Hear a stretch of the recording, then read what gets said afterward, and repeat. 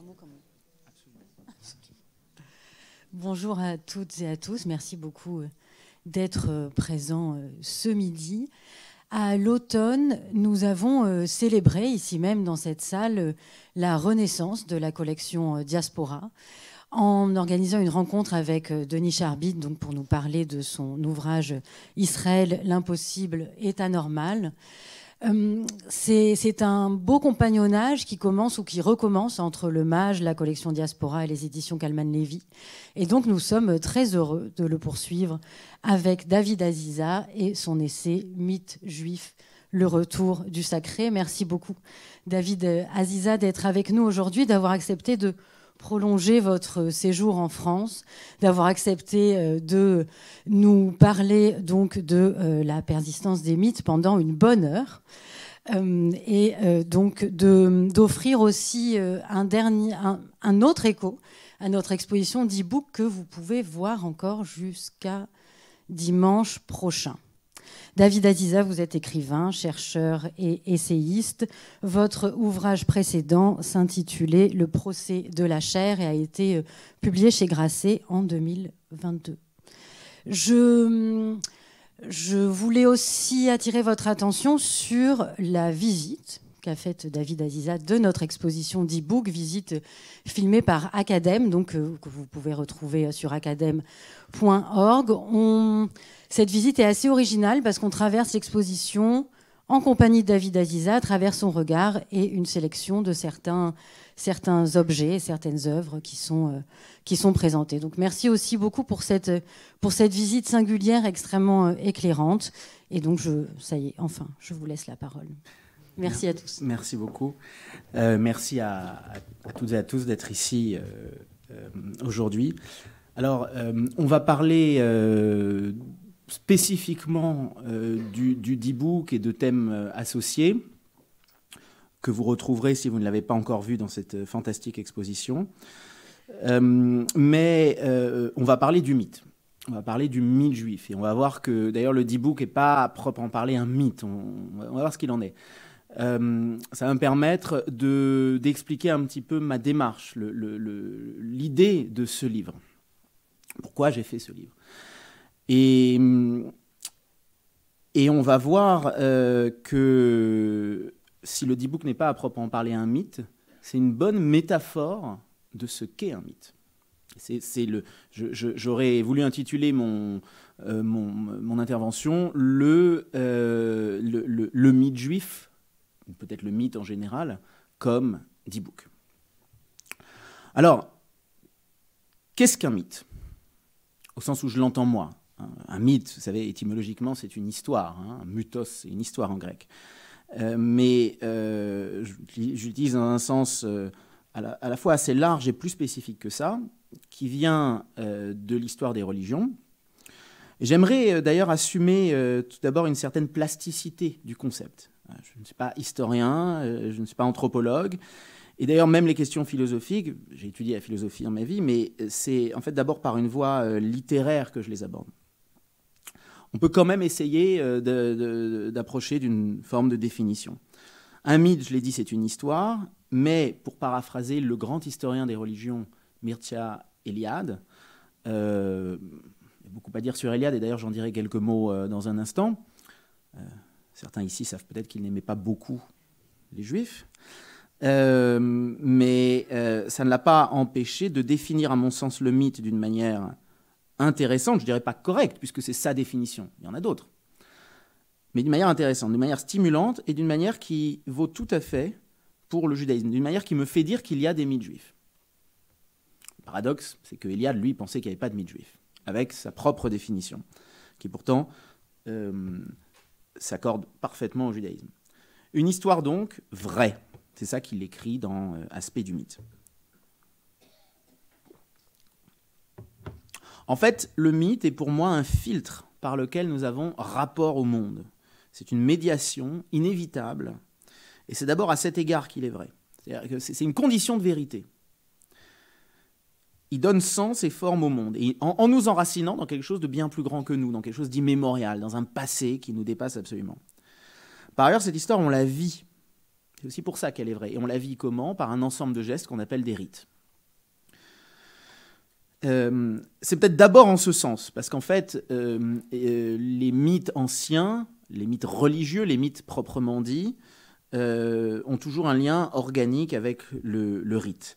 C'est vrai qu'aujourd'hui, il y a des mythes, j'en parle d'ailleurs dans mon livre, il y a des mythes politiques, des mythes contemporains, qui ont pu être analysés en dehors de l'histoire des religions, à proprement parler, et où là, le côté rituel est absent ou moins présent.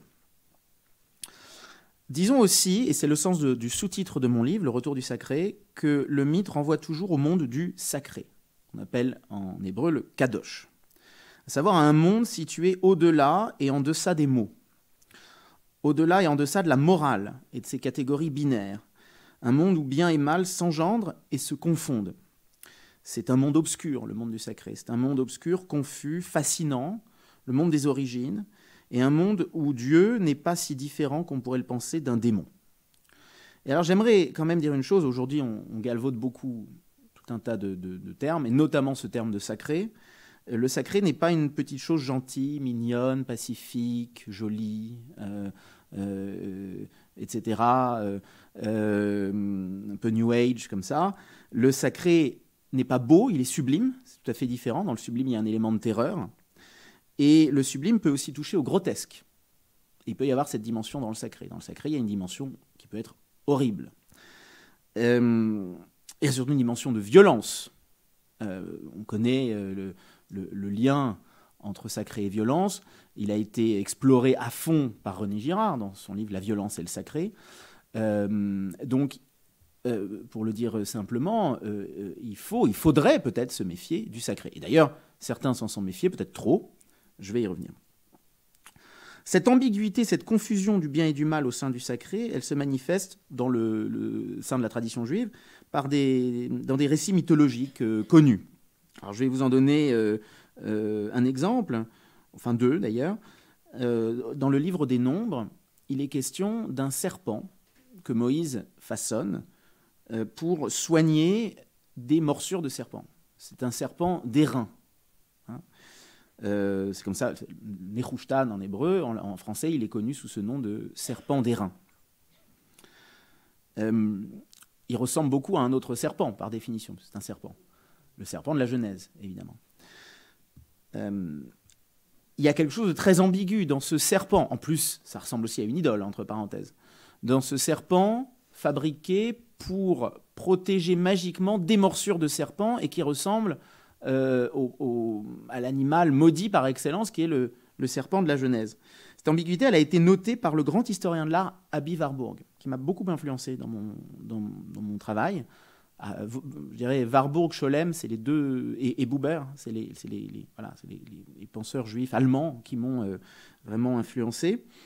Mais Warburg avait un lien assez distant avec le judaïsme, en fait. Il en a peu parlé. Il a étudié les mythes d'autres cultures, notamment chez les Amérindiens. Mais dans son livre « Le rituel du serpent », qui est en fait une conférence qu'il a prononcée dans un hôpital psychiatrique, où il était pensionnaire, ce qui n'est pas rien, il évoque le Nehushtan, le serpent d'airain. Il note quand même que c'est quelque chose, oui, de complètement mythologique, sacré, qui a toute cette ambiguïté qu'on retrouve dans des mythes d'autres cultures.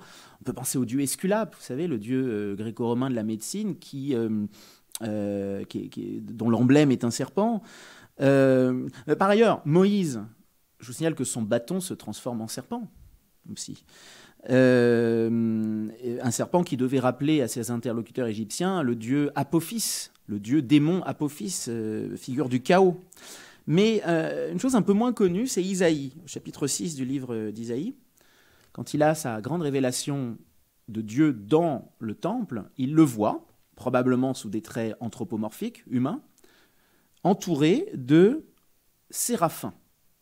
Qu'est-ce que c'est des séraphins? Bon, encore un exemple de mot qui s'est affadi, mais alors là, considérablement, parce que la plupart des gens pensent à des angelots, comme les chérubins d'ailleurs. Les chérubins bibliques, les chérubim, ce n'est pas des angelots. Mais les séraphins non plus. En fait, les séraphins, ce sont des serpents. Et leur nom, étymologiquement, renvoie à la morsure, à la brûlure de la morsure du serpent. Et donc probablement, et on les voit voler dans le texte, donc ça doit assez ressembler finalement, vous savez, à ces cobras ailés de l'iconographie égyptienne. Ça doit être assez proche de ça. Sauf qu'en l'occurrence, c'est pas dessiné ou peint, c'est décrit. Mais c'est cet imaginaire-là qui est à l'œuvre chez Isaïe. Dieu est entouré de cobras ailés. Bon. Je ne vais pas parler beaucoup plus de serpents que ça, mais c'est amusant quand même qu'il y a, dans la tradition juive bien postérieure, vous trouvez des exemples de rabbins dont l'animal familier est un serpent. C'est le cas notamment d'un célèbre rabbin algérien, le fondateur pour ainsi dire du judaïsme algérien, le Rav de Tlemcen, dont la légende raconte qu'il est entré à Tlemcen en 1391, venant de, je ne sais plus où, en Espagne, sur le dos d'un lion tenant dans sa gueule un serpent. Donc le lion, symbole royal, et le serpent, symbole démonique, en fait, qu'il est capable de maîtriser. Sur le lien dans le sacré, dans le monde du sacré, entre bien et mal, et sur l'ambiguïté du bien et du mal, dans un texte qui, dans la Bible, voisine le texte du serpent d'airain, il est question des eaux lustrales qui purifient. Mais, donc c'est aussi au livre des Nombres, mais dans le Talmud, au traité Yoma, on apprend que ces eaux, elles purifient en effet ce qui est impur, c'est ce qui est assez logique, mais ce qui est pur, elles le souillent. Il y a une espèce vraiment de voisinage profond et mystérieux, un peu angoissant même, en fait, entre le bien et le mal, quand on est dans le monde du sacré. Du sacré, le mythe, qui lui est intrinsèquement lié, garde toujours une forme de fluidité, une ambiguïté fondamentale, ce qu'on a pu appeler une dialectique des contraires. Pensez au mythe, un autre mythe juif, connu, réactivé de temps en temps, et encore récemment, le motif mythique d'Amalek. J'en parle beaucoup dans mon livre. Amalek, c'est le contraste le plus absolu. Amalek, c'est la tribu qui a voulu anéantir les Hébreux à la sortie d'Égypte. C'est vraiment l'ennemi le plus absolu. Et selon certains, il y aurait même un commandement, une mitzvah, d'exterminer jusqu'au dernier tous les Amalécites. Mais en fait, c'est plus compliqué que ça. Dans le Talmud, on apprend par exemple que Haman, un Amalécite célèbre, qui figure dans le livre d'Esther, avait des descendants qui étaient devenus juifs, qui étaient même devenus des sages, des rabbins à Bnei Brak. Ce n'est pas le Bnei Brak d'aujourd'hui, mais c'en est le prototype. Donc déjà, ça relativise quand même l'idée qu'il faille exterminer tous les Amalécites, mais surtout, ça dit quelque chose de cette ambiguïté fondamentale. Et puis, bon, beaucoup de gens le savent ici, j'imagine, lors de la fête de Pourim, qui commémore une victoire sur les Amalécites, enfin, sur Aman. Donc les Amalécites, on va dire au sens large du terme, on doit s'enivrer. Vous savez que c'est un commandement à Pourim. On doit pas seulement boire de l'alcool, on doit s'enivrer, se parfumer dans le Talmud, mais se parfumer, donc s'enivrer, jusqu'au point de ne plus distinguer entre Aman et Mardoché, Mordechai. Donc là encore, on est vraiment dans le monde du sacré. Et de cette ambiguïté-là, en fait, peut surgir une forme de dimension utopique. Le mythe, il peut être dangereux. Il est dangereux parce qu'il tend à réduire les individualités à leurs archétypes, à des choses qui les dépassent. Dans le monde du mythe, dans le monde du sacré, il n'y a pas tellement de place pour l'épanouissement individuel, pour la liberté, pour l'égalité. Et tous ces aspects-là, quand ils existent dans le judaïsme, parce qu'ils existent, ils ne viennent pas des parties de la Bible qui s'intéressent au sacré. Néanmoins, dans le sacré, il y a aussi cette fluidité, cette ambiguïté, cette liminalité entre le bien et le mal. Et en fait, ça peut être une ressource intéressante, justement, pour contrer les effets négatifs du mythe. C'est l'antidote.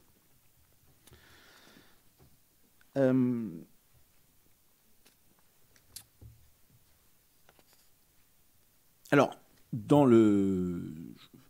un mot peut-être pour conclure là-dessus, dans les Écritures, dans la Bible, il y a une sorte de débat, en fait, entre des gens qui sont plutôt du côté du sacré et des gens qui vont essayer de s'en éloigner. On ne s'éloigne jamais vraiment du mythe, hein. Même quand on prétend le faire, on invente toujours d'autres mythes.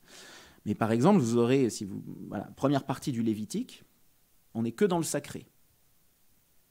Il n'y a pas tellement de mythes explicites d'ailleurs, parce qu'on est dans un sacré apophatique, c'est-à-dire que c'est des gens qui parlent très peu. Et d'ailleurs, le sanctuaire de ces premiers Kohanim, on pense depuis quelques décennies, depuis le grand historien de la Bible Yecheskel Kaufman, que c'était un sanctuaire silencieux. On n'y disait rien. Les psaumes, etc., c'est venu plus tard. Mais on est du côté du sacré. Et ça veut dire aussi qu'on est du côté de quelque chose qui est complètement amoral. Si vous lisez les 15 premiers chapitres du Lévitique, les questions éthiques, les questions morales n'apparaissent pas, ça ne les intéresse pas. Ce n'est pas une faiblesse, c'est juste une autre approche de la vie, qui est par-delà le bien et le mal, en quelque sorte. Ça aurait intéressé Nietzsche, probablement, s'il avait lu la Bible autrement que par Wellhausen, qui n'avait pas des choses très sympathiques à dire sur ces textes-là.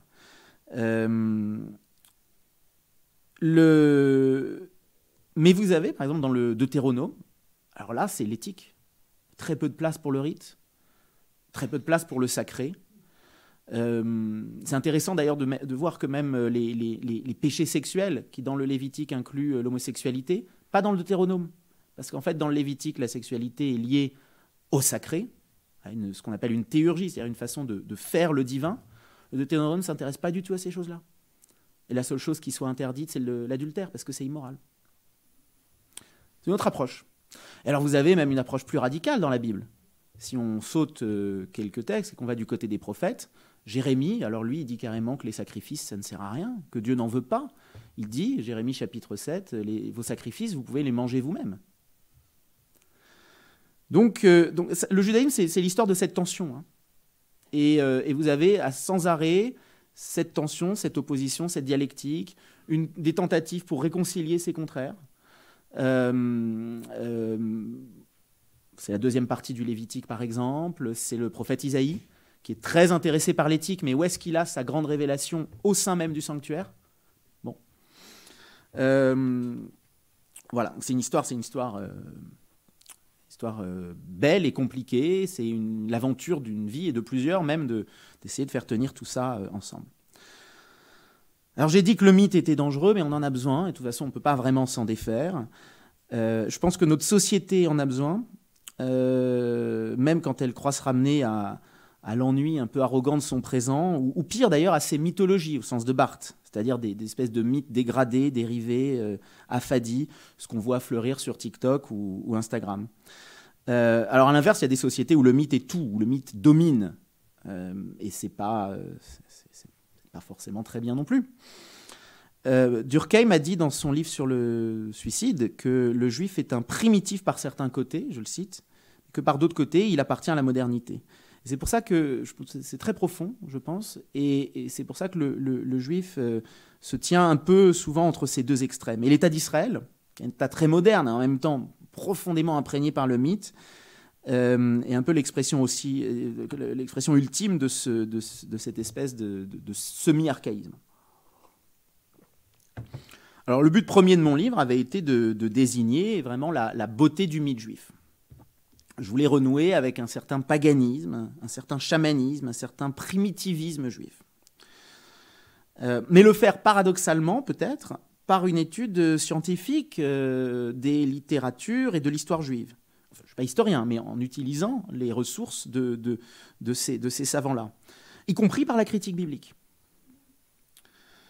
Et justement, sans sombrer dans une version ossifiée, un peu farcesque de ce primitivisme qui nous est vendu par certains rabbins, vendeurs de fil rouge, etc. C'est évidemment pas ça qui m'intéresse. Quelque chose d'authentique, quelque chose de vital. Parce que c'est par le mythe que je suis juif, c'est ça qui me rattache à cette religion, disons, pour faire simple. Je voulais aussi montrer que, contrairement à ce qu'une certaine doxa, qui règne depuis le XIXe siècle, soutient, les juifs ont des mythes, les juifs vivent dans le mythe, etc. C'est assez étonnant, cette doxa. Jusqu'à la fin du XIXe siècle, on accusait les juifs systématiquement de l'inverse.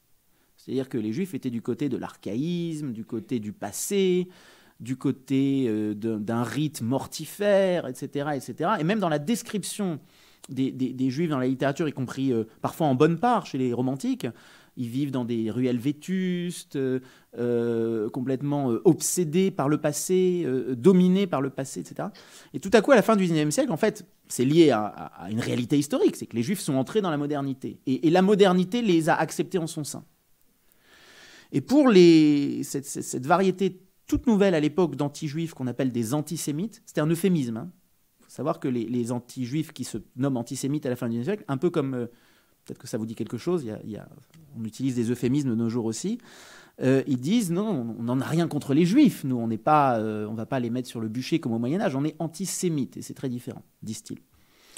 Et ce sont des gens que réunit un certain anti-modernisme. Et qu'est-ce qu'ils voient? Des juifs qui entrent dans la modernité, qui sont du côté d'une modernité technique, cartésienne, rationnelle, etc. Et donc ils vont associer le judaïsme à ça. Ils ne sont pas à une incohérence près, ces gens-là. Puisqu'ils voient très bien arriver à Paris, Berlin, etc., des Ostjuden, des juifs de l'Est, qui franchement ne sont pas dans la modernité. Ils le leur reprochent d'ailleurs aussi. Ils ne sont pas à une incohérence près. Édouard Drummond, qui critique cette modernité enjuivée, il est député d'Alger, Édouard Drummond. À l'époque, les Juifs d'Alger, ils n'étaient pas très modernes. Hein. Ils étaient en train de le devenir, mais bon. Mais il se trouve que faire comme ces gens-là ont fait, de nier la part des Juifs au mythe et en fait au sacré, c'est pas anodin. C'est une façon de dire. D'ailleurs, c'est présent même chez Ernest Renan, hein, le premier à dire un peu ça. C'était pas un antisémite, mais enfin, disons qu'il a posé les bases de certaines formes d'antisémitisme après lui. Dire que les Juifs n'ont pas de mythe, c'est dire qu'ils n'ont pas d'imagination, c'est dire qu'ils n'ont pas de lien à l'esthétique, c'est dire qu'ils n'ont rien à nous dire fondamentalement sur la sensibilité humaine. C'est dire que leur religion est un étroit légalisme, etc., etc. Ce qui est très différent, encore une fois, du reproche qui était fait aux Juifs jusqu'au XIXe siècle inclus. Je ne sais pas, si on peut penser à Emmanuel Kant, par exemple, à la fin du XVIIIe. Emmanuel Kant dit que le christianisme doit se défaire de ce qui lui reste de judaïsme, c'est-à-dire en gros du mythique. Mais voilà, il s'est passé quelque chose entre-temps. Et ce quelque chose, c'est l'idée que désormais les Juifs vont être vus comme des êtres de pure raison, de calcul. Et en fait, ça culmine avec le nazisme. Par conséquent, et là j'en arrive à la partie la plus douloureuse en fait peut-être de ma démarche, quand je lis des penseurs juifs qui reprennent cette idée, en trouvant ça formidable, je me dis qu'il y a un problème. Parce que ces penseurs juifs reprennent un ragot antisémite, parfois sans même s'en rendre compte. Alors parmi ces penseurs, il y a dans le contexte français quelqu'un qui par ailleurs m'a beaucoup influencé, et je lui rends hommage aussi dans mon livre, mais je ne suis pas d'accord avec sa vision du judaïsme comme désacralisation, c'est Emmanuel Lévinas. Mais Emmanuel Lévinas, en fait, il s'inscrit dans une tradition qui remonte à la fin du XIXe siècle, et notamment à Hermann Cohen, le penseur du judaïsme comme religion de la raison. Religion der Vernunft. Alors je vais vous dire, moi, je n'ai jamais trouvé très rationnel qu'on circoncise son petit garçon à l'âge de 8 jours. Je ne dis pas que je sois contre, je suis même plutôt pour, mais ce n'est pas rationnel. On ne me fera pas croire que c'est un geste rationnel. Et je ne comprends pas très bien d'ailleurs comment Hermann Cohen s'en dépêtrait. Je crois qu'il ne s'en dépêtrait pas vraiment d'ailleurs. Et ce qui s'est passé d'ailleurs très vite, c'est qu'il y a eu une réaction à ça. Dans la génération d'après, chez des jeunes juifs aussi allemands, un peu rebelles, qui vont rejeter à la fois l'orthodoxie qu'ils trouvent rigide, trop terre à terre, etc. Et justement cet esprit de la réforme juive allemande, qui en fait est l'esprit de la bourgeoisie allemande. Et ces gens, c'est Martin Buber par exemple, c'est Rosenzweig. Un petit peu plus tard, influencé par ces deux-là, c'est Gershom Scholem.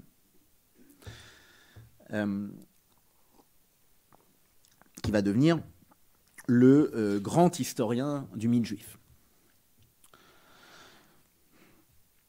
Pour moi, tout ça est important parce qu'il s'agit à la fois de renouer avec la beauté du mythe juif, ce qu'un Buber nous a encouragé à faire dès sa grande conférence sur le mythe juif date de 1914, mais aussi, si les mythes sont dangereux, ça vaut aussi pour les mythes juifs. Et je ne veux tourner le dos ni à la question ni oublier la beauté du mythe juif, et je trouve que tous ces discours-là nous la font oublier, ni tourner le dos à la question du danger du mythe juif, parce qu'il existe. Le mythe devenant dangereux dans deux cas, en fait, soit quand il s'ossifie, quand il se rigidifie, quand il perd cette fluidité dont je parlais tout à l'heure, quand Amalek n'est plus que Amalek, le méchant, complètement séparé d'Israël, alors que c'est pas ça dans les Écritures. J'aurais pu mentionner d'ailleurs, entre parenthèses, le fait que au livre des Juges, une tribu d'Israël, la tribu d'Éphraïm, est dite avoir ses racines en Amalek. J'en parle dans mon livre. Vous voyez, c'est-à-dire que même dans c'est avant le commentaire, avant le Talmud, avant le chassidisme, avant le Zohar, dans les Écritures elles-mêmes, cette ambiguïté, elle est présente. Malheureusement, il arrive qu'on l'oublie, il arrive que le mythe s'ossifie. Là, il devient dangereux. Il devient dangereux aussi, et ce n'est pas exclusif d'ailleurs, ce n'est pas mutuellement exclusif, quand il est réprimé, refoulé et qui fait retour. Ce qu'on appelle le retour du refoulé en psychanalyse. Là, il devient très dangereux. C'est comme ça souvent, et ce n'est pas spécialement propre au judaïsme, hein, c'est comme ça souvent que le mythe va justifier l'ultra-violence.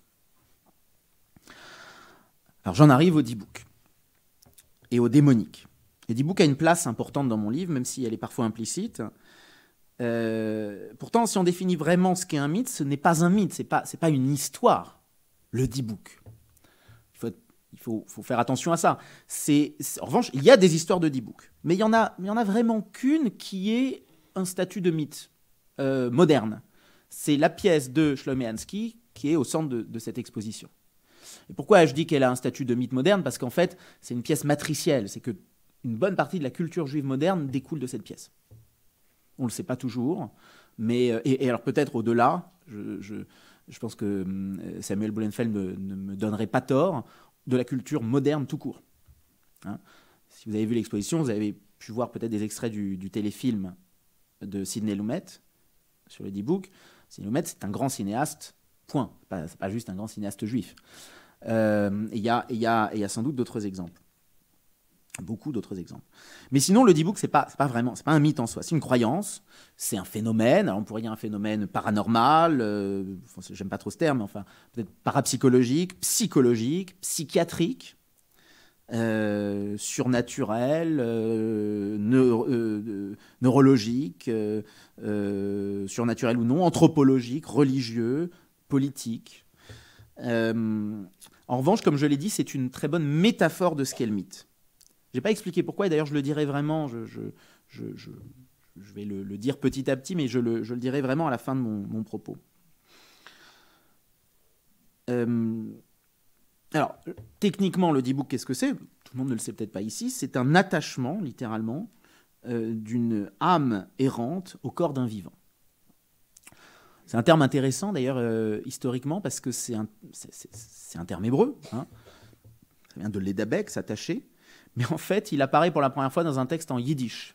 Donc c'est un peu du faux hébreu. C'est un peu comme quand les Anglais disent double entendre, qui est du faux français. Ou nous, quand nous disons, je ne sais pas, pull au vert ou quelque chose comme ça. Bon, après, il est passé dans la langue hébraïque. Mais ça veut dire que les premiers cas rapportés dans la littérature de Dibouk, en hébreu, le mot Dibouk n'apparaît pas. Ça, c'est un détail, mais c'est quand même important à savoir. Il y a des Dibouks avant qu'on appelle ça des Dibouks. Bien avant, en fait. Sous sa forme actuelle, la croyance au Dibouk est indissociable de la notion de métempsychose, c'est-à-dire de transmigration des âmes, de réincarnation. En fait, le Dibouk est un cas particulier de réincarnation. On pourrait dire que c'est une réincarnation manquée, puisque l'âme en question s'attache à un corps qui est déjà animé, c'est-à-dire pourvu d'une âme. Donc, il y a un lien organique avec la réincarnation et un lien non moins organique avec le démonique. Alors, un mot là-dessus. Contrairement à ce qui a pu être dit, à mon sens, la croyance juive dans ce genre de phénomène et dans les phénomènes démoniques est très ancienne. En fait, on en a des traces dans la Bible. Alors, ce n'est pas obsessionnel, ce n'est pas présent d'une page à l'autre, à toutes les pages de la Bible, mais c'est beaucoup plus présent qu'on a pu le croire, à mon sens. Il faut quand même aussi préciser une chose, c'est que dans l'Antiquité, et ça vaut pour la Bible, la frontière entre le naturel et le surnaturel n'est pas aussi étanche que pour nous. Donc, par exemple, un médecin akkadien, hein, mésopotamien, c'est aussi un exorciste, et vice-versa. Donc, par exemple, quand au livre de Samuel, on apprend que Saül est tourmenté par un roi-ra, un mauvais esprit, c'est du démonique, c'est du médical, c'est du psychiatrique, c'est beaucoup de choses en même temps. Le roi Elohim, Ra, l'esprit, le mauvais esprit d'Elohim, le mauvais esprit de Dieu, étant le cas le plus frappant d'une forme de possession dans la Bible, dans ce mauvais esprit de Saül. Et d'ailleurs, il y a un exorcisme qui apparaît dans cette histoire. Exorcisme réalisé par David, qui n'est pas encore roi à ce moment-là, qui joue de la harpe, ou de la lyre, pour Saül, pour soigner ce mauvais esprit. Mais enfin, encore une fois, les frontières sont poreuses. Il fait œuvre d'exorcisme, de soins médicaux, en même temps c'est de l'art, c'est beaucoup de choses à la fois. Il y a certainement des historiens qui ici auraient du mal à avoir littéralement un exorcisme. C'est une question débattue chez les spécialistes de la Bible. Par ailleurs, pour en revenir au Dibouk, cet esprit mauvais, on ne sait pas trop ce que c'est pas nécessairement l'esprit d'un mort. Ruach, ça veut dire esprit, c'est le souffle. C'est vrai que c'est le souffle c'est le souffle qui anime la personne humaine, mais ça peut aussi désigner un shed. En hébreu, shed, c'est démon. En fait, là aussi, les frontières terminologiques sont pas très claires. D'ailleurs, même ce mot de démon en français, vous savez, les gens ne le savent pas toujours, mais ça vient du grec, daimon. En fait, en grec, ça désigne une sorte de dieu. Une divinité secondaire, un messager des dieux, un intermédiaire avec les dieux, ou dans certains cas, une divinité intérieure, ce que les latins appelleront, en le traduisant, un genius, le génie. C'est le fameux démon de Socrate. Mais en fait, ce n'est pas une très bonne traduction, démon de Socrate. C'est vrai que dans le texte, c'est le daimon, mais entre-temps, le daimon grec a été, si j'ose dire, diabolisé par les pères de l'Église, et c'est devenu le démon, avec le côté uniquement maléfique. Moi, je me souviens que quand j'étais en classe de terminale, en philosophie, je ne comprenais pas cette histoire de démon de Socrate. Parce qu'il n'est pas maléfique, le démon de Socrate. Justement, il est démonique. En fait, il faudrait distinguer entre démonique et démoniaque. Le démonique, c'est un domaine qui laisse place à cette ambiguïté du bien et du mal qui est celui des dieux dans l'Antiquité, incluant le dieu juif.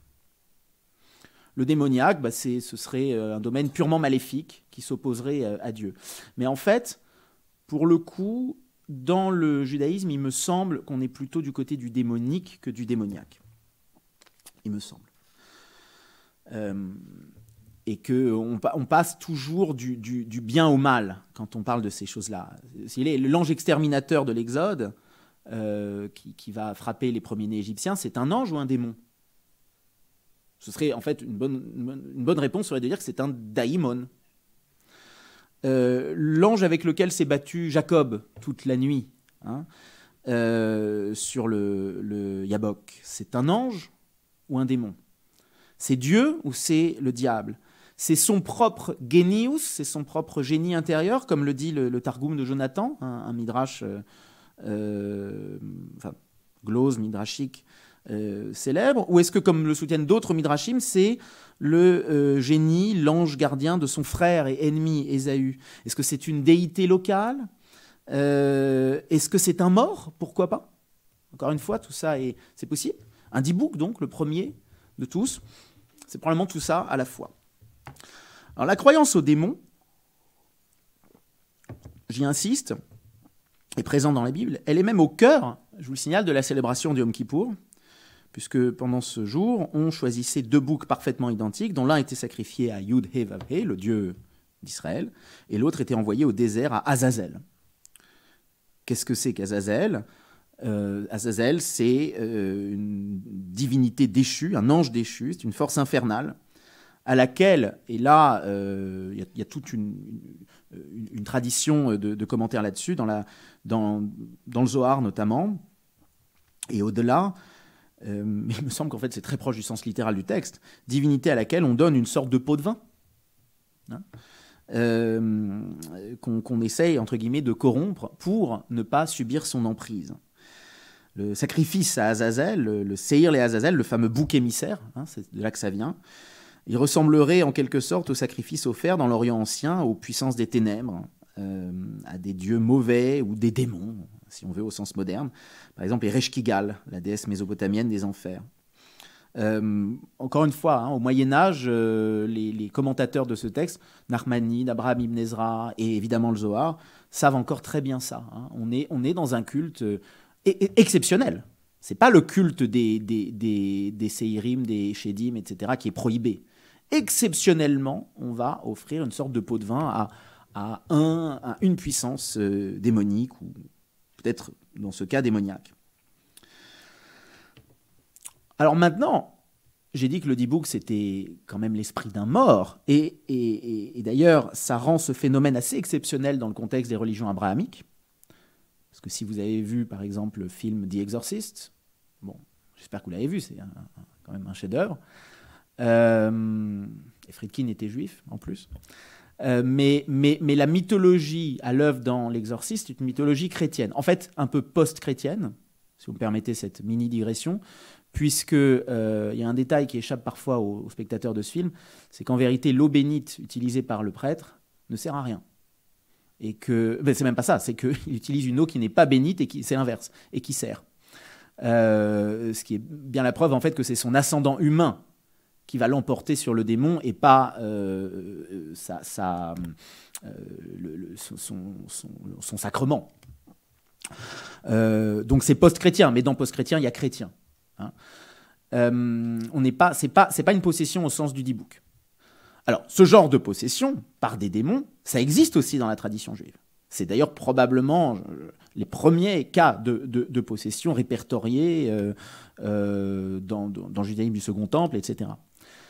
Mais ce que je veux dire, c'est que, en revanche, le Dibouk a une spécificité qu'on ne retrouve pas dans les autres religions abrahamiques. L'idée qu'on puisse être possédé par l'esprit d'un mort. On peut la retrouver dans le contexte chrétien. C'est-à-dire, peut-être que certains connaissent ici une nouvelle de James qui s'appelle Le Tour d'écrou. Une nouvelle extraordinaire qui a été adaptée au cinéma, d'ailleurs. Notamment un film, The Innocent, avec Deborah Kerr, je crois. Il y a l'esprit d'un mort qui possède dans le film des petits-enfants. Enfin, dans le livre. D'ailleurs, dans le livre, c'est pas très clair. Hein. Il y a un doute sur la cause de leur souffrance.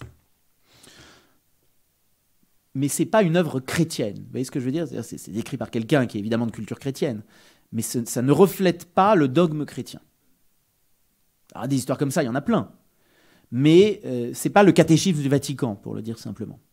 Alors, dans le judaïsme, il n'y a pas de catéchisme qui vaille pour tous les juifs. Hein. Je vais vous parler de gens comme Rabbi Chaim Vital, par exemple, que certains juifs considèrent peut-être comme pas tout à fait un vrai rabbin, un charlatan, etc. Et d'autres le considèrent comme l'un des plus grands saints de l'histoire juive. C'est le côté décentralisé du judaïsme.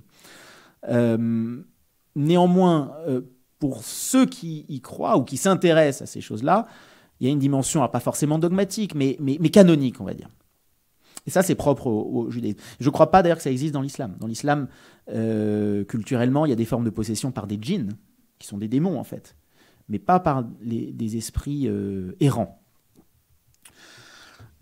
Alors, la question de la mort, de l'impureté de la mort, elle est présente dans la Bible. Hein. La mort est la première source d'impureté. Ça, c'est dans le Lévitique. Mais encore une fois, de même que les auteurs du Lévitique parlent très peu de Dieu, ils nous disent ce qu'il faut faire pour faire advenir le divin, mais ils ne nous disent pas ce qu'est le divin, ils ne le décrivent pas tellement. Ils n'insistent pas non plus sur le côté démonique de cette impureté de la mort. Mais encore une fois, leur royaume, c'est le royaume du silence. Mais en fait, derrière ces rites qu'ils prescrivent, il s'agit de ça. Maintenant, quid de la survivance spirituelle, de la vie, entre guillemets, après la mort, qui pourrait aller jusqu'à la possession. Alors, les morts, dans la Bible, vivent, si j'ose dire, dans le Sheol, le royaume des morts, qui est l'équivalent de l'Hadès chez les Grecs. On aimerait dire, on lit parfois, vous rencontrerez parfois cette idée, que le shéol, on n'en revient pas, qu'il n'y a aucune communication possible avec le shéol, que c'est... alors oui, c'est le séjour des morts, mais en fait, on n'a plus aucun rapport avec le shéol. C'est pas vrai. Hein. Dans les Écritures, il y a un texte célébrissime même, dans le livre de Samuel, hein, quand le roi Saül, lui encore, va consulter une Baalat Ov, c'est une catégorie de magiciennes, pour convoquer l'esprit de Samuel, qui est mort, le prophète Samuel. Il veut savoir si l'issue de la guerre avec les Philistins, il va livrer une bataille le lendemain, sera bonne. Samuel, un peu gêné d'être dérangé dans son repos, l'insulte et lui dit ensuite que non, il perdra cette guerre. Et Saül y va quand même, d'ailleurs. C'est l'un des passages, je crois, les plus héroïques de la Bible. C'est-à-dire qu'il sait qu'il va perdre, il sait qu'il va mourir. Et il y va, et pendant le combat, ses fils meurent, il voit que c'est la fin, et il demande à son serviteur de le tuer. Et son serviteur refuse, il ne veut pas porter la main sur le roi. Et Saül se suicide. Hein, la bataille du mont Gilboa. Mais ça commence avec une histoire de fantôme. Le fantôme de Samuel. Plus exactement, le Ov. Par un autre passage, comme ça, en passant, un verset qui n'insiste pas tellement là-dessus, dans le livre d'Isaïe, chapitre 29, on a une idée de ce qu'est un Ov dans la Bible. C'est une sorte de voix spectrale qui sortirait de terre. Maintenant, ça peut impliquer une forme de possession. Dans le Talmud, alors c'est bien plus tardif, hein, il ne faut pas prendre le Talmud comme source historique sur la Bible, mais après, il y a aussi des traditions ininterrompues et voilà, il faut savoir faire le tri et prendre les textes avec précaution. Je pense que cette notion est intéressante, c'est dans le traité Sanhédrin 65b, pour ceux qui voudraient retrouver la référence. On se demande ce qu'est un Baal Ov, le maître du Ov, littéralement. Qui, comme la Baalat Ov de Endor, dans le livre de Samuel, fait parler les morts. Le Talmud dit qu'il les fait parler Bein Aprakim, c'est-à-dire d'entre ses membres, par son propre corps, en somme. Donc c'est une forme de possession. Ça veut dire que la possibilité d'une telle possession par un mort, elle est reconnue déjà par les sages du Talmud. L'enjeu de ce que je dis là, c'est que quand vous entendez ou quand vous lisez qu'on n'en a pas de traces dans le judaïsme avant le XVIe siècle, ou le début même du XVIIe siècle, c'est pas vrai. On en a une trace ici.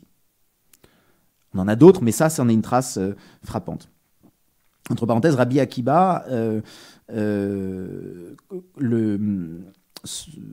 citer ce lamentant de ce que les nécromanciens, dans ce passage-là, hein, dans cette section talmudique, de ce que les nécromanciens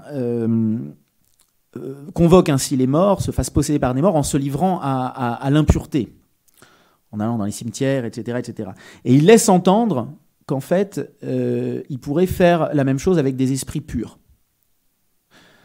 Si ma lecture est bonne, ça veut dire que le Talmud admet aussi entre les lignes des formes de possession à la fois consenties, comme dans le chamanisme, et cachères. Et je vous signale quand même qu'il y a une version bénéfique du Dibouk, alors là bien plus tard, hein, des siècles plus tard, qu'on appelle le Hibour.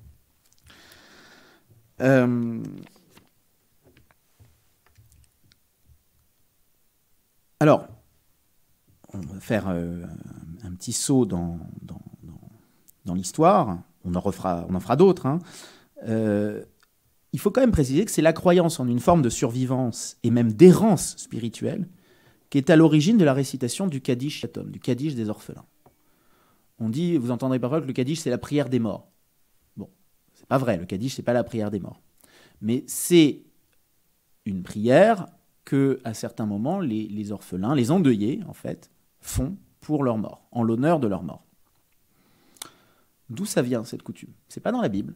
Il n'y a aucun fondement biblique de cette coutume. Je dis coutume délibérément, parce que je ne suis même pas sûr que, historiquement, il faille le considérer comme une halakha, comme une loi. Même si ça a pu être enregistré plus tard comme tel. Il n'y a aucun fondement talmudique ou mishnique, c'est-à-dire dans la loi orale juive. En fait, la première attestation de cet usage vient d'un texte qui s'appelle le Marzor Vitry, qui est en fait un livre de prières, mais qui contient bien plus que des prières. Il en existe plusieurs versions. Et dans l'une des versions, Vitry comme Vitry en France, hein, ça vient de notre pays, et dans l'une de ces versions, qui date du XIIe siècle, il y a un conte, lequel conte est d'ailleurs plus ancien. Il a une origine plus ancienne, mais il n'était pas associé au Kaddish. Dans le Marzor Vitry, il devient associé au Kaddish. Qui raconte que Rabbi Akiva rencontre un spectre, une âme errante. D'ailleurs, dans le texte, c'est pas très clair si c'est un spectre, une sorte de fantôme en corps, de zombie, enfin, pas très clair. C'est assez fluide, probablement, de toute façon. Et ce spectre est le fantôme, le revenant d'un juif particulièrement corrompu, un chef de communauté corrompu, méchant, arrogant, un sale type, en somme. Mais il y a autre chose, il y a une allusion dans le texte au fait que cet homme corrompu pourrait être aussi Jésus. Il est appelé Otto Haïch, cet homme-là, c'est une désignation de Jésus dans les sources rabbiniques. Bon, c'est pas le Jésus historique, hein, mais il a des traits de Jésus et des traits d'un président juif de communauté tout à fait vicieux et corrompu. Et il dit à Rabbi Akiva qu'il a un fils qu'il n'a pas éduqué, il l'a abandonné. Il n'a jamais donné une éducation juive correcte. Il ne sait même pas lire. Et à cause de ça, il ne peut pas réciter le Kaddish.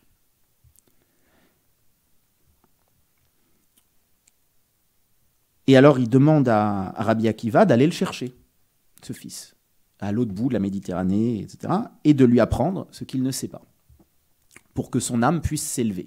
Son fils doit réciter le Kaddish pour que son âme puisse s'élever et rejoindre Dieu. C'est la source du Kaddish Yatom. C'est l'idée que, de même que les morts peuvent aider les vivants, eux, peuvent aussi aider les morts. Alors oui, la nécromancie, au sens de se laisser complètement dominer par les morts, y compris par leurs crimes, par leur turpitude, ça c'est interdit. Mais la tradition juive nous encourage en même temps à ne pas les oublier. Nous encourage à entretenir un lien avec eux. Il ne faut pas tomber dans l'idolâtrie des morts et de la mort, idolâtrie mortifère. Hein. Vous savez, dans Joseph et ses frères de Thomas Mann, l'Égypte est appelée le pays des morts, parce qu'ils vivent dans le culte des morts. Ils vivent avec leurs morts dans des mausolées, enfin c'est la vision de Thomas Mann, hein, momies, etc., etc. Ça, c'est interdit. La mort, c'est quelque chose qui passe, et il ne faut pas être obsédé par elle. Il ne faut pas être obsédé par les morts. Il faut d'abord sûrement se préoccuper des vivants, du reste. Mais les oublier, non. Nous ne devons pas oublier, nous ne devons pas ignorer ce que nous leur devons, fût-ce au plus ignoble d'entre eux. C'est ça qui est fascinant dans cette histoire, c'est qu'en fait, le fait que le fils découvre qui il est, va l'amener à sauver son père post-mortem, à réparer les erreurs de son père. Peut-être même à réparer les erreurs de quelqu'un que les Juifs du XIIe siècle considéraient comme le pire Juif de tous les temps, à savoir Jésus.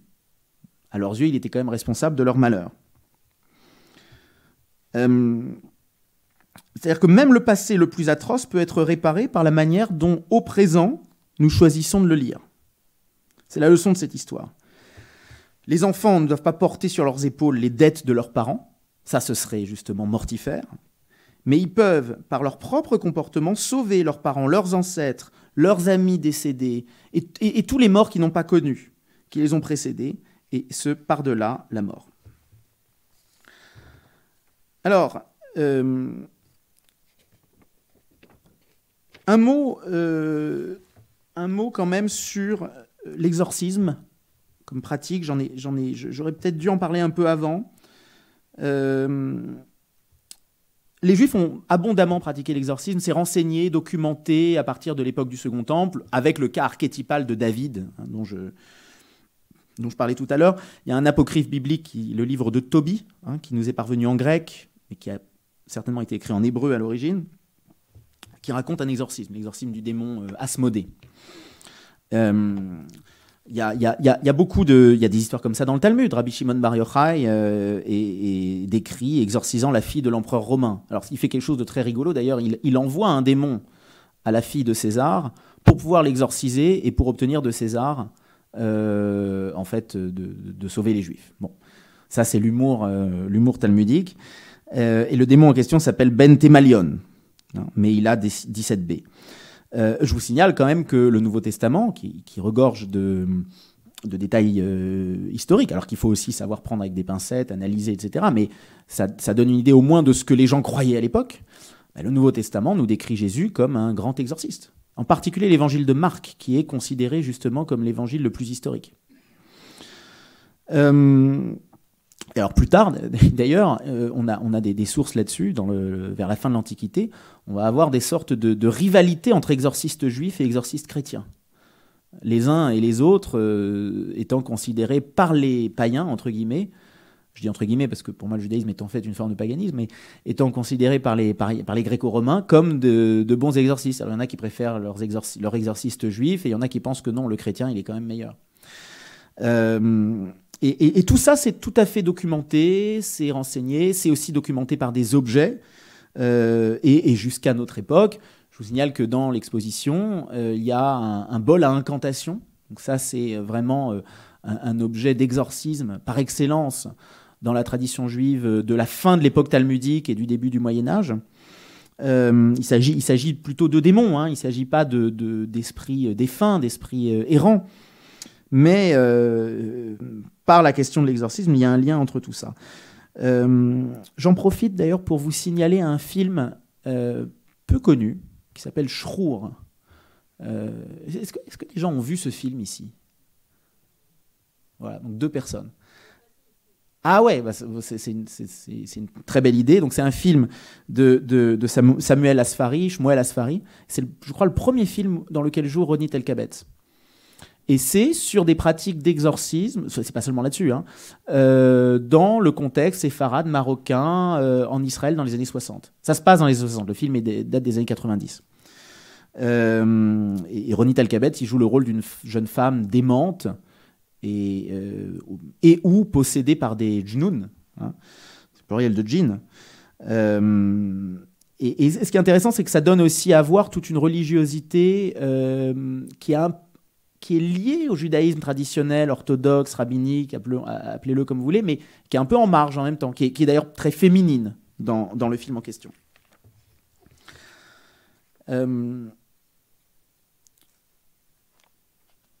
Alors, je voulais parler des différentes catégories de démoniques. Peut-être que je réserverai ça aux questions s'il y en a, parce que j'ai l'impression que l'heure commence à tourner. Et je vais maintenant... c'est dommage parce qu'il y a des choses amusantes, hein. J'aurais pu vous parler des estries, des loups-garous, des vampires dans le Sefer Chassidim, par exemple, au Moyen-Âge.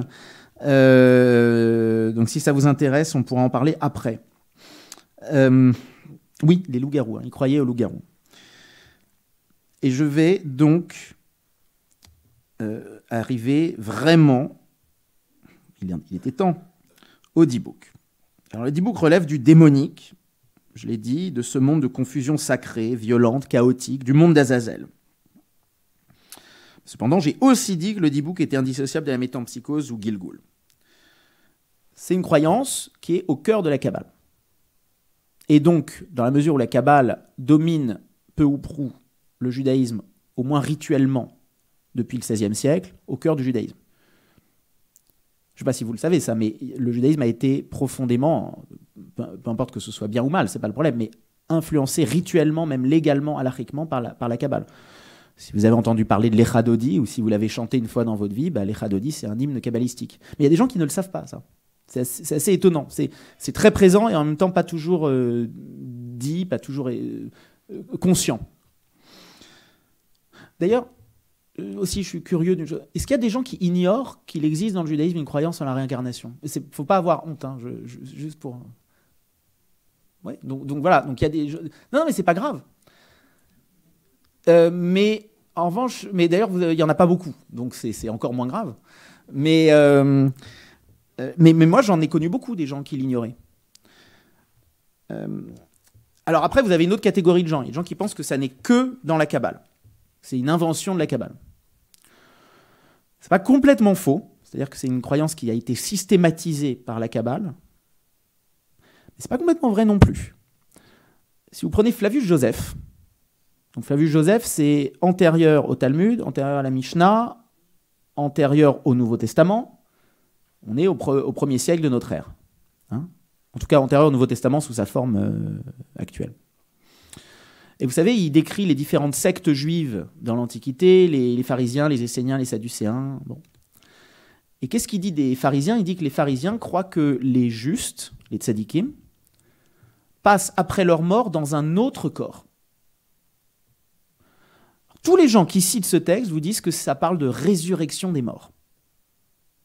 C'est un cas d'école d'a priori interprétatif. C'est-à-dire que comme on sait que les juifs de l'époque, les pharisiens, selon le Nouveau Testament, croyaient en la résurrection des morts, et que cette croyance est explicitement présente dans la Mishnah et le Talmud, on se dit que Flavius Joseph ne peut parler que de résurrection des morts. Mais c'est pas ce qu'il dit. Il dit, il passe dans un autre corps. C'est pas de la résurrection des morts, c'est de la réincarnation.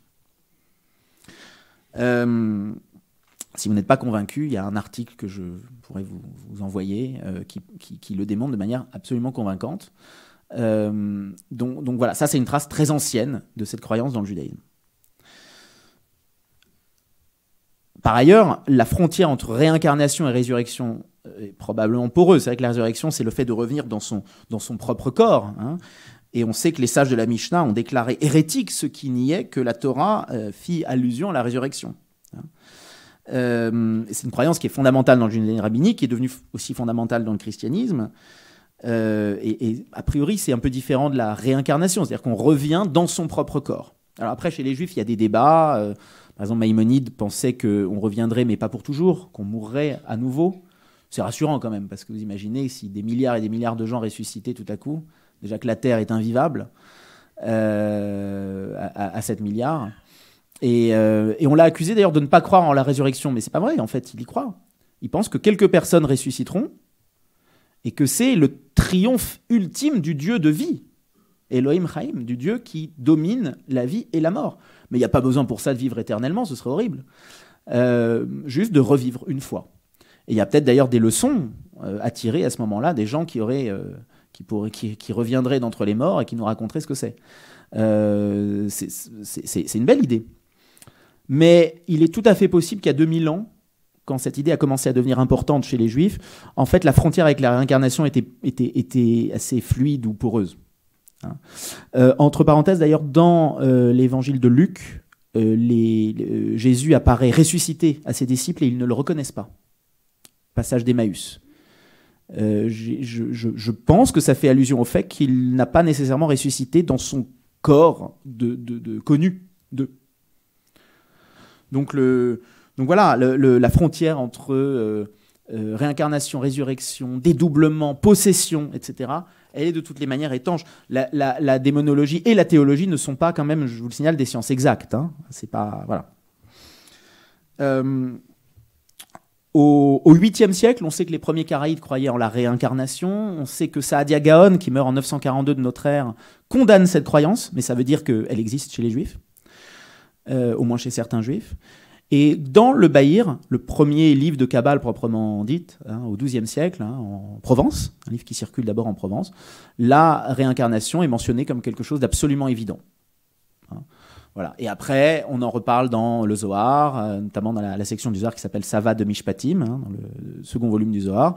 Mais c'est plutôt de l'ordre de l'exception, de la punition, etc. Dans la Kabbale lourianique, ça va devenir universel. Tout le monde se réincarne, en gros. Et toutes les âmes dérivent, en fait, par réincarnation, sont des parcelles de l'âme originelle, de l'âme d'Adam. Mieux que ça, ça devient une sorte de loi de l'histoire humaine. L'histoire humaine, c'est l'histoire des réincarnations. Et le Messie est en quelque sorte l'accomplissement ultime de toute cette histoire d'incarnation et de réincarnation. Entre parenthèses, cette idée-là que je viens de formuler, les kabbalistes la dérivaient du Talmud, et il est possible que ça veuille déjà quasiment dire ça dans le Talmud. Je ne vais pas entrer dans les détails maintenant, mais ça tendrait encore à prouver que c'est une croyance bien ancienne.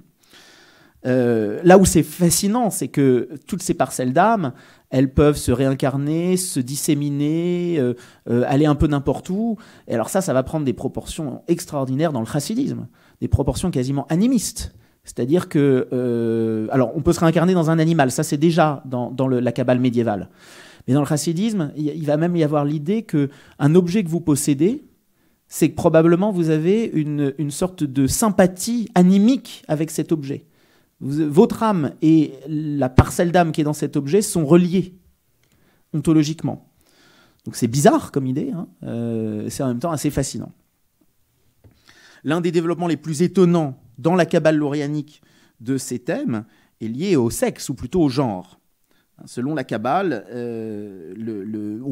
lorianique, on peut avoir en soi, si on est un homme, une âme ou une parcelle d'âme d'une femme, ou l'inverse.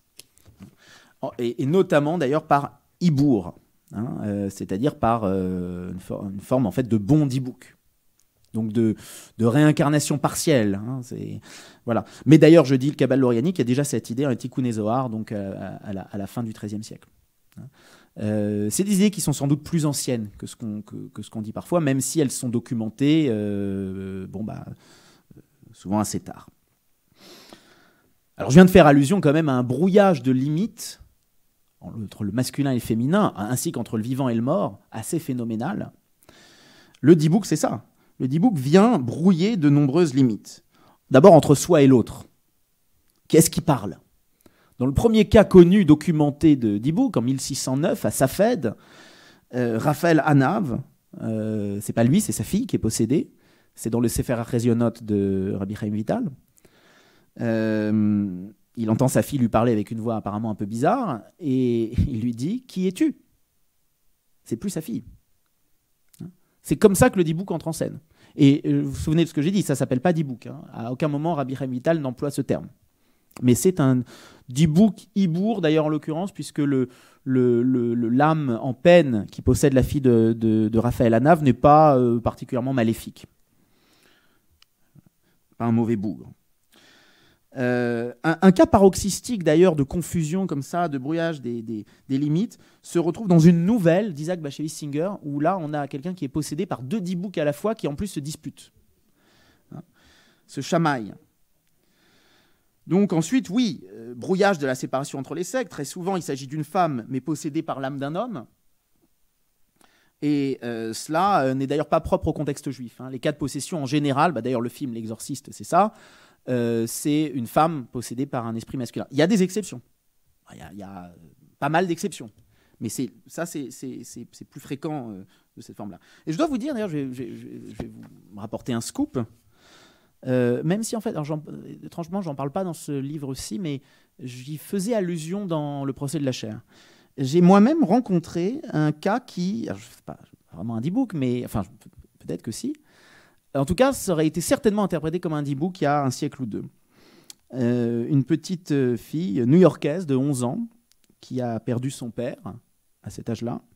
Un an plus tard, elle commençait à vouloir s'identifier à différentes choses liées à son père, ses goûts, toutes sortes de choses, et notamment son sexe, puisqu'elle devenait un garçon. Et au point de demander à retarder son entrée dans la majorité religieuse afin de célébrer sa bar mitzvah à 13 ans, et non pas à 12 ans. Et en fait, le hasard a fait que j'ai assisté à cette bar... Je ne la connais pas vraiment, cette petite fille qui est donc devenue un petit garçon, mais j'étais dans cette synagogue ce jour-là. Et lors de cette bar mitzvah, la rabbine, à mon avis, sans se rendre compte apparemment de ce qu'elle disait, la bénit en disant « Puisse le visage de ton père luire à travers le tien ». Un peu étrange, entre parenthèses, comme bénédiction, mais surtout, je crois qu'elle ne se rendait pas compte que c'était déjà le cas. Et qu'on avait affaire à quelque chose qui était comme ça, de l'ordre du brouillage entre la vie, la mort, les identités, etc. Alors il y a une histoire connue, comme ça, documentée, qui a peut-être inspiré la célèbre Yentl de Singer. C'est une histoire qui est rapportée par l'écrivain galicien Dov Sadan dans ses mémoires de 1938. Il s'agit d'une histoire plus ancienne, puisque c'est sa grand-mère qui la lui avait racontée. Dov Sadan venait de Brody, et cette histoire s'est passée à Brody, mais du temps de sa grand-mère. Donc, quelque part, pendant la seconde moitié milieu ou seconde moitié du 19e siècle. Et c'est une histoire qui s'est passée dans la dynastie chassidique de Belz, les Rokeach. L'un des membres de cette dynastie, Rabbi Sholem, avait un lien amoureux très fort avec sa femme. Vous allez me dire c'est normal, mais non, ce n'était pas forcément normal en fait dans ces milieux-là à cette époque. Et apparemment, c'était justement un lien beaucoup plus fort que ce qui était, je dirais pas permis, mais connu dans ce genre de milieu. Sa femme meurt. Il ne peut pas le supporter, il se révolte. Il essaye, nous dit-on, de ramener la défunte à la vie. Alors comment? Je ne sais pas, magiquement, par des incantations, enfin bon. Et finalement, il reporte son affection sur leur fille aînée, Heidel. Néanmoins, il se met à penser que la féminité d'Heidel, qui seule l'empêcherait d'être le Mashiach, en fait, le Messie, donc c'est vous dire à quel point il l'aimait, c'est pas le premier. Hein. Jacob Frank, le fameux hérétique, pensait que sa fille, Eva, était le Messie. Hein. Mais lui, il pensait qu'elle était le Messie, et que justement, le fait d'être une femme ne l'empêchait pas d'être le Messie. Là, on est quand même dans un contexte beaucoup plus conservateur. Rabbi Sholem Rokeach, il ne pense pas que sa fille puisse être le Messie, mais il pense qu'en fait, c'est une ruse de Satan. Elle aurait dû être le Messie. En fait, elle aurait dû être un garçon. Donc, il se met à l'éduquer comme un garçon. Il lui fait porter les tefilines, il la fait étudier, etc. Alors, il fait même quelque chose d'encore plus bizarre. Il lui envoie un jour comme cadeau, en guise de robe, la parure d'un rouleau de la Torah. Et on lui dit, c'est quand même un peu bizarre de faire ça. Et il répond, mais est-ce que ma fille n'est pas la Torah? Bon, il l'aimait beaucoup. À sa mort, quand il est en train de mourir, il chasse tous ses enfants. Il veut que Heidel auprès de lui. Bon, ça ne devait pas être facile hein, d'être Heidel Rokeach, ni d'être les autres enfants, mais... Alors par la suite, l'un de ses fils devient le leader officiel des Chassidim de Belz, mais les vrais disciples de Rabbi Sholem Rokeach, eux, ils choisissent comme admor Heidel.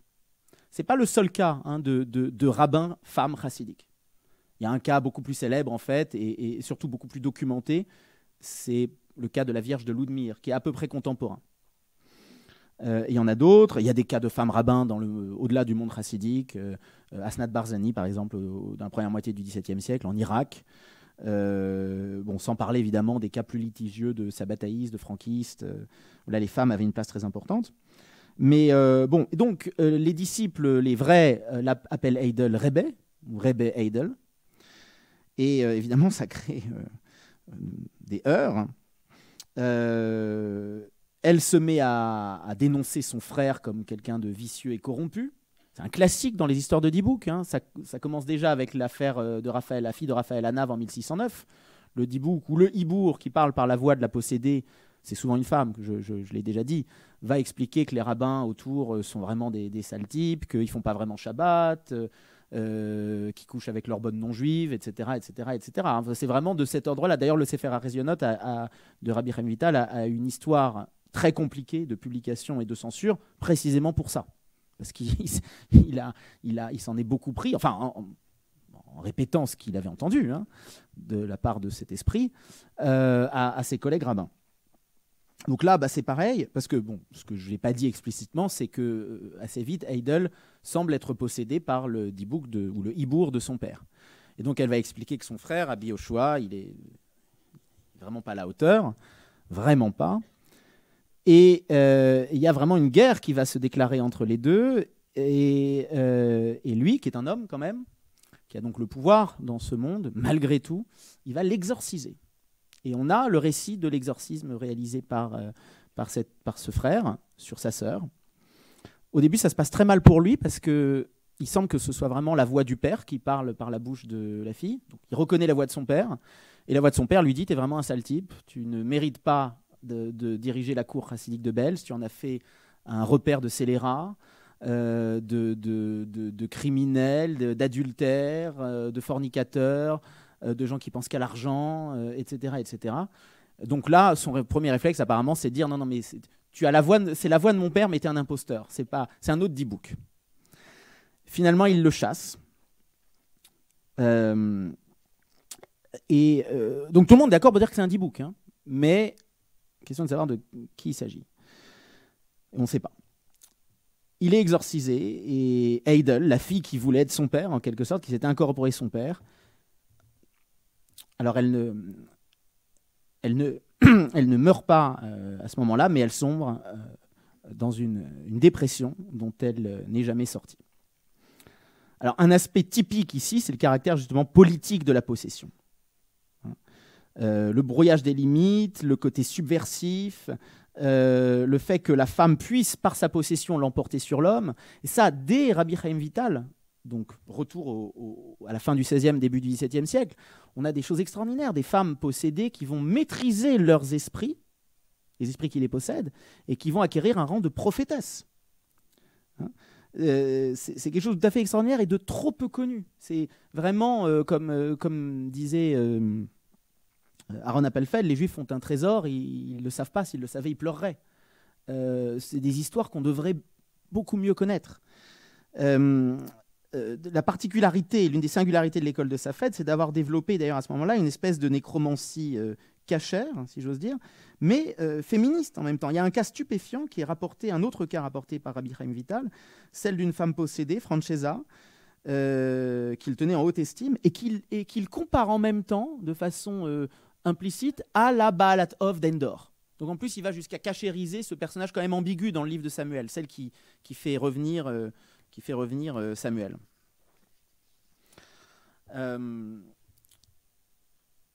Ce grand brouillage de pistes, de limites, il se retrouve dans l'histoire de D-Book la plus célèbre, celle de Shlomo Hansky, celle qui a vraiment, à mon avis, un rang de mythe. C'est une pièce qui est une histoire d'amour dont les deux amants défient l'autorité rabbinique et l'ordre bourgeois qui sont incarnés respectivement par Azriel, le rabbin, et Sender. Léa, elle veut être possédée par Ronen. On a pu dire que c'était l'équivalent pour le monde juif de Dracula, pour le monde chrétien, avec la relation implicitement au centre de Dracula entre Mina et le comte Dracula. Sauf que là, c'est explicite. C'est explicite et c'est vraiment le côté subversif de l'amour. Fort comme la mort est amour, Kazach Hamavet Ahava dans le Cantique des Cantiques. Là, il est fort comme la mort, il est fort comme la Torah, peut-être plus fort qu'elle, à moins qu'il ne soit la vraie Torah. Et vraiment, dans la pièce d'Hansky, tout cela est très explicite. Hansky évolue entre une forme de primitivisme juif. Il y a un côté, il identifie les juifs aux sauvages, entre guillemets, aux indigènes de Sibérie, de population chamanique. Pour lui, c'était la même chose. En tout cas, les juifs du Shtetl. Et il y a un aspect de ça dans l'exposition. Si vous voyez les masques, les lithographies de Leonora Carrington, il y a vraiment cet aspect primitif du judaïsme. Mais il y a aussi le côté décadentisme. C'est un auteur de la décadence, Hansky, du courant littéraire, artistique de la décadence. Et les deux se nourrissent l'un l'autre. Son thème lui permet d'évoquer la vitalité d'une population qui est à la veille de son anéantissement, une vitalité nourrie par la tradition, par le mythe, mais parfois rétive à l'autorité censée représenter la tradition. Comme Dante, vous savez, dans la Divine Comédie, le juif est à la fois un être spirituel et anticlérical, en tout cas chez Hansky. C'est souvent vrai au-delà d'Hansky. Le D-Book, dans la mesure où il est ainsi subversif, se hausse de la croyance, là pour le coup au rang de mythe, puisqu'on le vit, on vit avec le couple maudit d'Hansky et on vit sa révolte. Alors, je vais essayer d'aller vite. Je vais écourter, je vais abréger.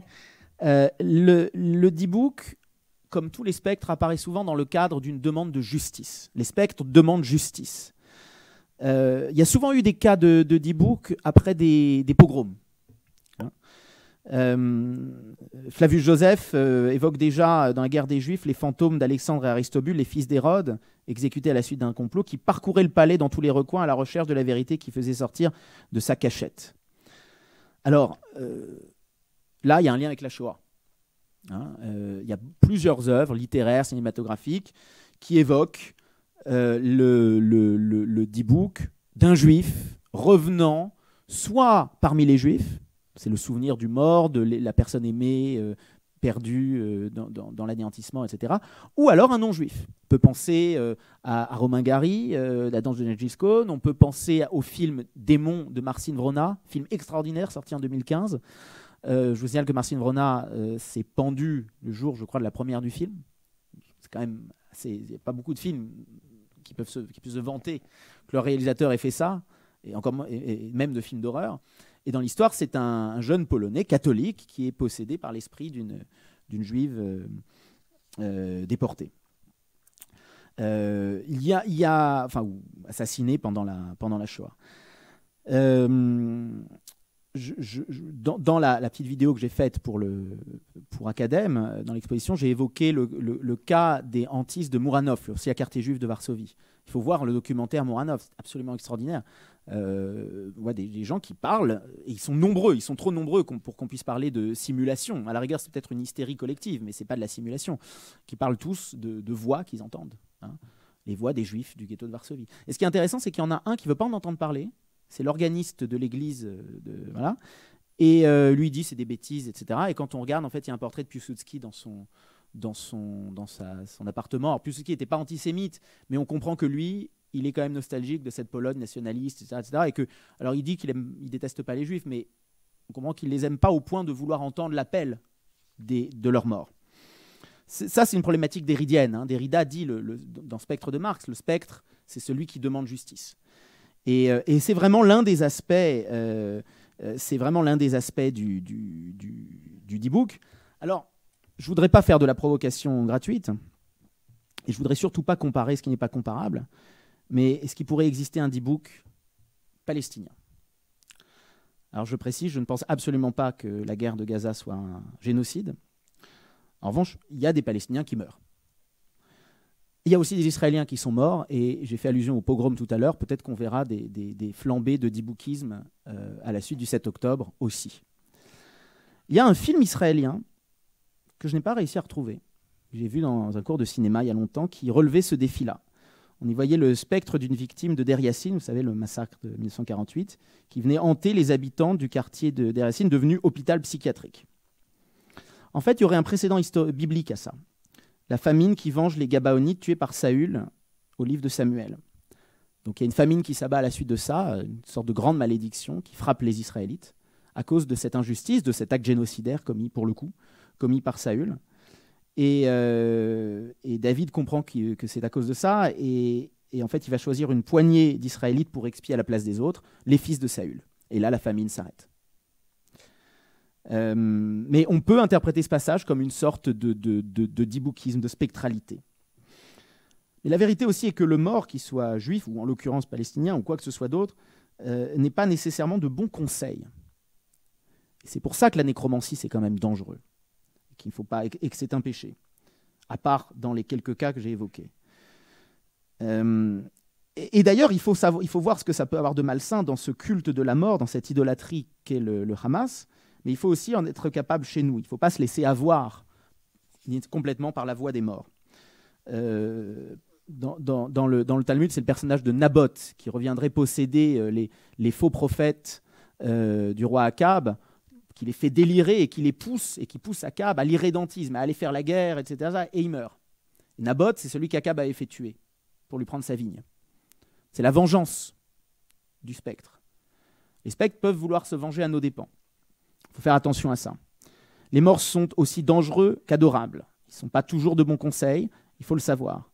Et voilà pourquoi les Juifs ne chamanisent pas à n'importe quelle condition, sans règle. Voilà pourquoi on se méfie quand même un peu du sacré. Et voilà pourquoi le D-Book est une bonne métaphore de ce qu'est le mythe.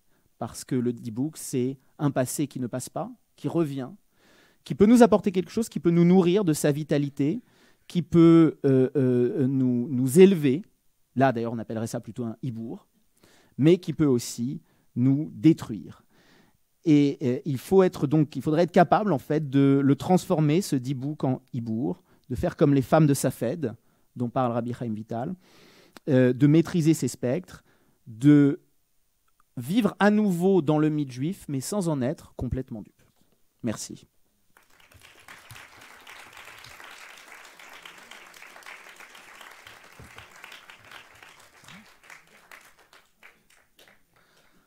Du coup, comme j'ai trop parlé, j'étais persuadé que mon intervention serait plus courte qu'1 heure, mais si je comprends bien, donc ça a duré plus longtemps. Quand même des questions? Non? Oui.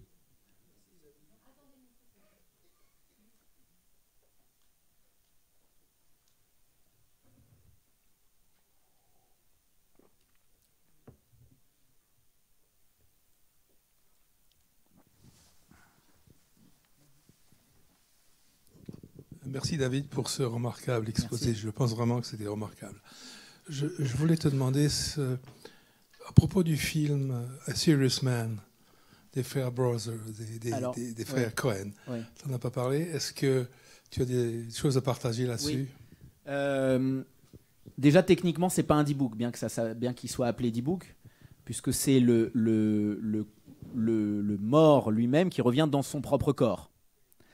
Je ne sais pas pourquoi ils ont appelé ça D-book. Après, encore une fois, la démonologie, c'est pas une science exacte. C'est pas. Alors c'est vrai que quand on lit Dracula, Van Helsing, il fait, vous savez, le professeur qui va à la chasse aux vampires. Il a des catégories très strictes, etc. Mais en vrai, c'est vrai que c'est pas comme ça que ça se passe. Mais sauf que là, ça ressemble vraiment pas à ce qu'on appelle un D-book dans les sources. Donc ça, c'est la première raison pour laquelle j'en ai pas parlé. Mais il y a quand même des choses à en dire. Et il agit. En revanche, il a une efficience qui est celle du D-book. Parce qu'il est là, à mon avis, pour mettre en garde. C'est un appel de l'au-delà. Mais pas un appel pour les personnages de cette première séquence, qui sont dans son monde, qui sont dans son shtetl, qui parlent la même langue que lui, etc. Mais un appel pour les juifs de l'autre séquence, la plus longue, l'histoire proprement dite, qui sont des juifs de la banlieue américaine, en voie de s'américaniser, en voie d'oublier d'où ils viennent, voire pire que ça, en voie de devenir de vrais juifs américains. No offense, Pierre, puisque je crois que tu es un peu américain, ou tu es un peu américain. Moi aussi, d'ailleurs, paraît-il. Mes filles sont américaines. Mais là, c'est le suburb. Serious Man, ça parle de ce qui se passe quand des juifs se mettent à vivre dans un suburb, avec les juives qui ont honte de leur nez trop... je ne sais pas comment dire, crochu, juifs, mais qui deviennent de vrais Desperate Housewives américaines. Ça se passe dans les années 50 ou 60, je ne me souviens plus. Mais enfin, je veux dire, on est dans un contexte de déjudaïsation. Et je pense que ce D-book, qui n'est pas techniquement un D-book, il vient nous dire faites attention, parce que le suburb, on perd son âme dans un suburb. J'espère que j'offense personne en disant ça. Il y a des gens très bien qui habitent dans les suburbs, c'est pas le problème. Mais... Bonjour, merci encore. Merci. Est-ce que vous pourriez parler de cette notion de loup-garou qui m'a beaucoup intriguée? Je rebondis sur votre proposition. Alors, ok, en 3 mots. C'est une croyance très ancienne qu'on retrouve dans toute l'Eurasie, qui n'est pas présente explicitement dans la Bible, dans le Talmud, etc. Mais il se trouve que cette croyance, après avoir été refoulée, elle ressurgit au XIIe siècle, dans la littérature chrétienne. Ça, j'allais dire tout le monde le sait. Non, tout le monde ne le sait pas. Mais enfin, par exemple, Marie de France, la grande poétesse Marie de France, elle a un poème qui parle de ça. Alors, ce qui est moins connu, encore moins connu, c'est que les Juifs, ils partageaient les croyances de leur entourage. Et à la même époque, au XIIe siècle, les Juifs, en France et dans la vallée du Rhin, ils croient au loup-garou. Souvent, d'ailleurs, en français dans le texte, ils emploient ce terme-là, ou garou. Et on trouve ça dans le Sefer Chassidim. Là où c'est vraiment très intéressant, c'est qu'évidemment, ils traitent le problème comme des Juifs. Donc, par exemple, ils vont se poser la question des implications halachiques, légales, rituelles, de l'existence du loup-garou. Ils vont aussi se poser des questions plus ésotériques, plus mystiques. Par exemple, Benjamin, le patriarche de la tribu de Benjamin dans la Bible, Jacob, son père, l'appelle loup, un loup dévorant. En fait, ça fait référence à son caractère, impétueux, etc. Eh bien, vous avez un commentateur de la vallée du Rhin, un piétiste rhénan, qui dit, oui, en fait, c'est tout à fait littéral, c'était un loup-garou, Benjamin. Et vous avez tout un développement là-dessus qui est absolument extraordinaire, complètement baroque, qui, je pense, d'ailleurs, pour moi, a aussi un rapport avec cette idée de sacré, de liminalité entre le bien et le mal, etc. Parce que c'est quand même au sein de la tribu de Benjamin que se trouve le temple de Jérusalem. Donc il y a voilà. Mais ça, c'est des implications qui ne sont pas très explicites dans le texte auquel je fais allusion. Mais donc voilà comment c'est traité spécifiquement. Et alors après, il y a toute une postérité juive de ça. Il y a un poème en yiddish qui s'appelle Der Wolf de Leivik, qui date alors là du XXe siècle, hein, qui raconte l'histoire du survivant d'un pogrom, un rabbin, qui devient un loup-garou après ce pogrom, et il va s'en prendre à sa propre communauté. Enfin, du coup, c'est le seul survivant de sa famille, mais il erre, etc., etc. Et il va, je ne me souviens plus de tous les détails, il s'en prend à d'autres juifs. Et je trouve que c'est une métaphore extraordinaire de ce que parfois les survivants d'atrocités sont des gens durs, et ils peuvent l'être avec les leurs. Hein. Donc ça. Et puis par ailleurs, je vous signale que plusieurs films de loups-garous ont été faits par des juifs, notamment le premier... avec Lon Chaney Jr., je crois. Et puis l'extraordinaire Wolf, avec Jack Nicholson, qui moi, je pourrais... Là, on n'a pas le temps, mais je pourrais vous faire une analyse juive de Wolf, qui est un film extraordinairement sous-estimé, mais c'est un chef-d'œuvre des années 90. Et c'est un chef-d'œuvre juif. Donc voilà. Oui. Merci.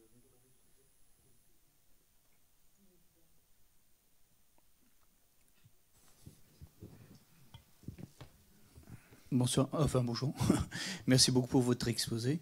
La question que j'avais, c'était par rapport aux troubles de la personnalité, parce que j'ai pu rencontrer une personne qui avait un TDI, et je voulais savoir si, à l'époque, des personnes qui avaient vécu un traumatisme et avaient plusieurs personnes en elles-mêmes pouvaient être considérées comme D-Book. J'imagine que c'est quand même souvent le cas. Je pense par exemple que Heidel Roqueart, elle avait non seulement un trouble de la personnalité, mais elle avait de quoi avoir un trouble de la personnalité. Donc j'imagine que c'est souvent de ça qu'il s'agit, et pas seulement dans le contexte juif.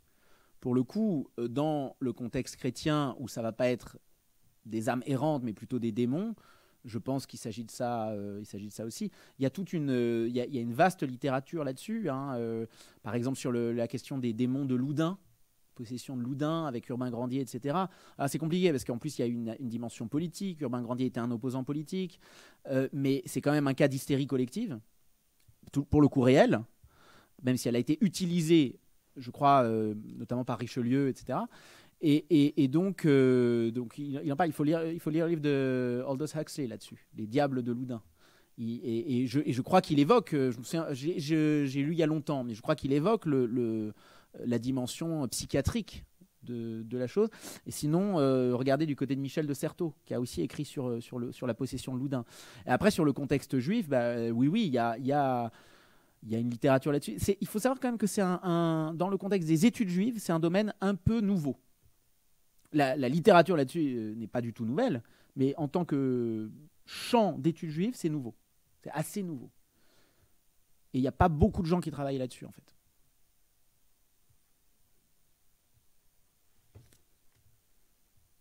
On peut prendre une dernière question ? Dernière question. Voilà.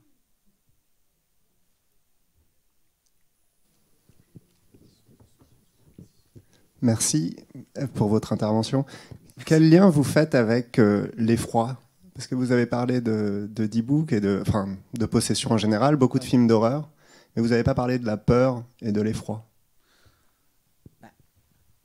Les récits de D-Book, en général, donnent une place à cette dimension, à ce sentiment. Le D-Book, ça fait peur. Ça fait peur aux témoins. Ils sont témoins de quelque chose dont ils parlent avec effroi, c'est vrai.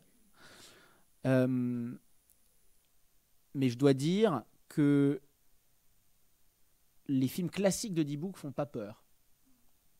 D'ailleurs, les films classiques de vampires non plus. Hein. Le Nosferatu de Murnau, ça fait pas vraiment peur. Celui de Eggers qui vient de sortir, il fait un peu plus peur. Et encore. Cela dit, il y a un film, c'est pas vraiment dit D-Book, enfin c'est un film d'horreur chassidique qui s'appelle The Vigil, qui est sorti il y a quelques années, qui fait vraiment peur pour le coup, qui est terrifiant. Mais je dirais que c'est plus compliqué que ça. Rabbi Chaim Vital, quand il raconte l'histoire, il dit pas que ça lui ait fait peur. Il dit Davar Gadol, c'est une grande chose qui s'est produite. Une grande chose. Une grande chose s'est produite à sa fête cette année-là. C'est ça qu'il dit. Il n'a pas l'air d'avoir eu peur. En plus, donc le Dibouk / Ibour le convoque, lui, Rabbi Chaim Vital, ce qui lui fait quand même un grand honneur, pour lui interpréter ses rêves, etc. Et il y va, il est plutôt content même, en fait, de cette rencontre. Donc oui, il y en a à qui ça fait peur.